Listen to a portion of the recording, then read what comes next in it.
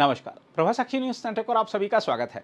भारतीय राजनीति इन दिनों एक ऐसे मोड़ पर खड़ी है जहां पुराने रिश्तों, टूटी महत्वाकांक्षाओं और सत्ता की नई हकीकतों ने विपक्ष की राजनीति को गहरे सवालों के सामने ला खड़ा किया है।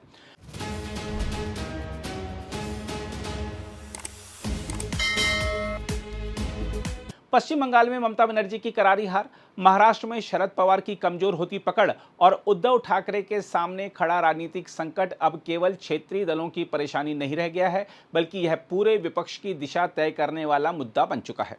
इसी पृष्ठभूमि में कांग्रेस की घर वापसी की बहस ने अचानक जोर पकड़ ली है। तृणमूल कांग्रेस और कांग्रेस के विलय की अटकलों ने तब तेजी पकड़ी जब ममता बनर्जी ने सोनिया गांधी से मुलाकात की और उसके बाद अभिषेक बनर्जी की राहुल गांधी के साथ लंबी बैठक हुई। हालांकि दोनों दलों ने इन खबरों को सिरे से खारिज कर दिया, लेकिन इस बहस ने एक बड़ा राजनीतिक सवाल खड़ा कर दिया कि क्या बीजेपी के खिलाफ मजबूत मोर्चा बनाने के लिए कांग्रेस से अलग हुए नेताओं को अब फिर उसी छतरी के नीचे लौटाना चाहिए। दरअसल ममता बनर्जी की स्थिति पहली बार इतनी कमजोर नजर आ रही है।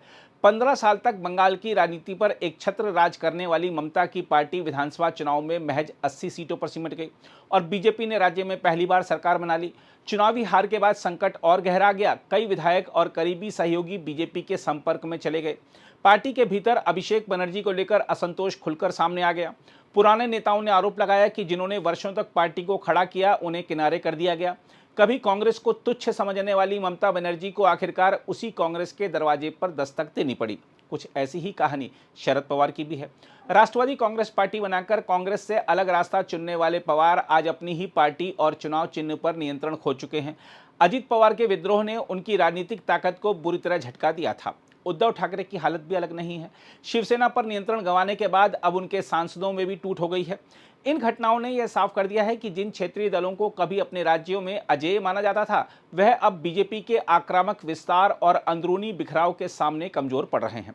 इसी माहौल में शिवसेना नेता संजय राउत ने यह विचार उछाला कि कांग्रेस से निकले दलों को फिर से मूल पार्टी में लौटाना चाहिए। राजस्थान के पूर्व मुख्यमंत्री अशोक गहलोत और महाराष्ट्र कांग्रेस के नेता नाना पटोले ने भी इस सोच का समर्थन किया। पहली नज़र में यह तर्क मजबूत लगता है, इसमें कोई दो राय नहीं कि बीजेपी आज देश की सबसे प्रभावशाली राजनीतिक ताकत बन चुकी है। कभी केवल 7 राज्यों तक सीमित रहने वाली पार्टी अब 22 राज्यों और केंद्र शासित प्रदेशों में सत्ता का हिस्सा है। विपक्ष बिखरा हुआ है और कई क्षेत्रीय दल कमजोर पड़ चुके हैं। लेकिन असली सवाल यह है कि ये नेता कांग्रेस छोड़कर गए ही क्यों थे।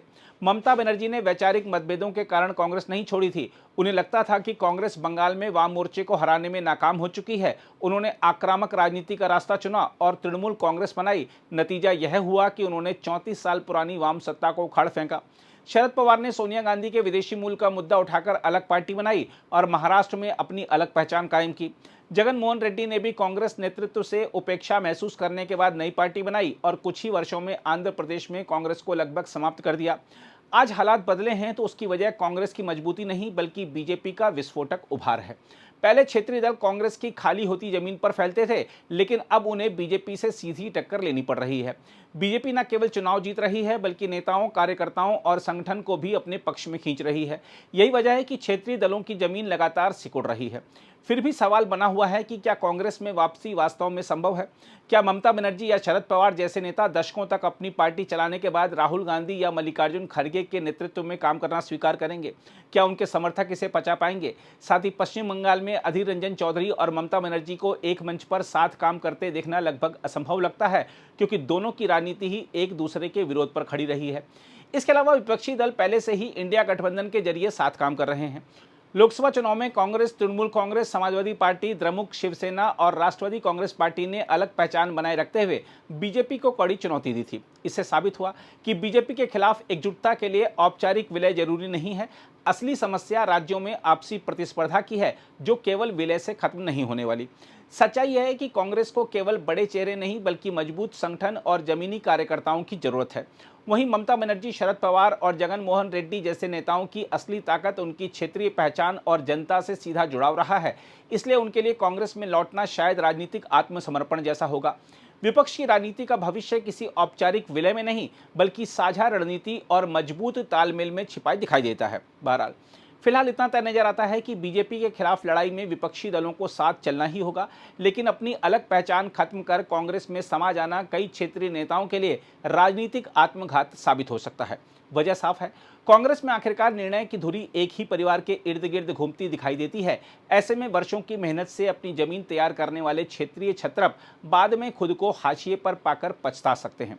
जिस पार्टी में राष्ट्रीय अध्यक्ष मल्लिकार्जुन खड़गे तक को हर बड़े फैसले पर हाईकमान से पूछना पड़ेगा, कहना पड़ता हो, वहां आंतरिक लोकतंत्र की वास्तविक स्थिति का अंदाजा आसानी से लगाया जा सकता है। अगर आप भी लेना चाहते हैं देश दुनिया की तमाम जानकारी तो आज ही सब्सक्राइब करें हमारे चैनल को। साथ ही नीचे दिए बेल आइकन को जरूर दबाएं ताकि हर अपडेट आप तक पहुंच सके।